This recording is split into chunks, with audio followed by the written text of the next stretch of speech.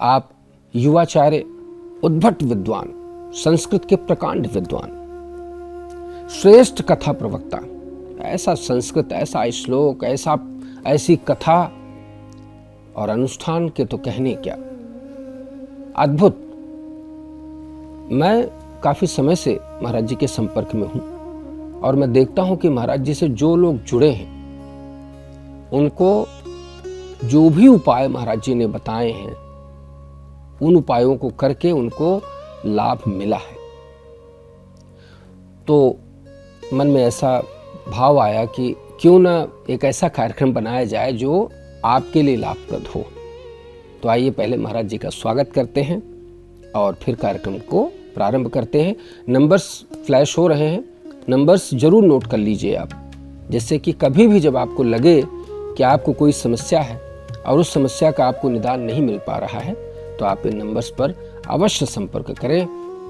मुझे पूरा विश्वास है कि आपको आपकी समस्या का निदान अवश्य प्राप्त होगा। महाराज जी बहुत बहुत स्वागत, बहुत बहुत अभिनंदन जी। बहुत बहुत धन्यवाद तरुण जी। महाराज जी, हम लोग आज चर्चा कर रहे हैं उस विधि के बारे में, उस विज्ञान के बारे में जो जीवन को परम आनंद से भर देगा। जब हम ईश्वर के ही पुत्र हैं, वयम अमृतस्य पुत्राः, भगवान का उद्घोष है ईशावास्यमिदं सर्वं यत् किंचित जगत्याम जगत ममैवांशो जीवलोके जीवभूत सनातन। तो फिर ये सनातन जीव दुखी क्यों है? बिल्कुल महाराज जी। तो महाराज जी, समस्याएं तो बहुत हैं, अनगिनत समस्याएं हैं लोगों की। इस जीवन की समस्याएं हैं, इसके बाद की समस्याएं हैं, उनकी अपनी समस्याएं हैं, उनके अपनों की समस्याएं हैं, तमाम तरह की समस्याएं। तो इन समस्याओं का उपाय क्या है महाराज जी? आपको क्या लगता है, कैसे इनका उपाय प्राप्त, आपके द्वारा कैसे लोग संतुष्ट हो पाते हैं? जी तनुर जी,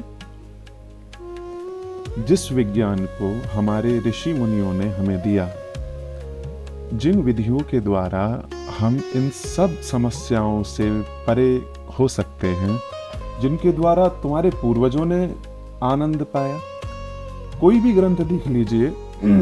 और बहुत बड़ी बात आज आपसे कह रहा हूं कि स्वयं भगवान राम और कृष्ण, भगवान राम इस संसार में आ सकते थे, उनका अवतार हो सकता था, लेकिन तब तक नहीं हुआ कि जब तक कर्मकांड की विधि को नहीं अपनाया गया, जब तक यज्ञ कर्म नहीं हुआ, जब तक पुत्र कामेष्टि यज्ञ नहीं हुआ, तब तक परमात्मा इस संसार में अवतरित नहीं हुए। तो कर्म कांड को कितना आदर, कितना सम्मान स्वयं ईश्वर ने, परमात्मा ने दिया है, ये आप समझ सकते हैं। आपकी समस्या कोई भी हो, परेशानी कोई भी हो, दुख कैसा भी हो, उस समस्त दुखों का उपाय कर्म कांड में छुपा हुआ है, निहित है।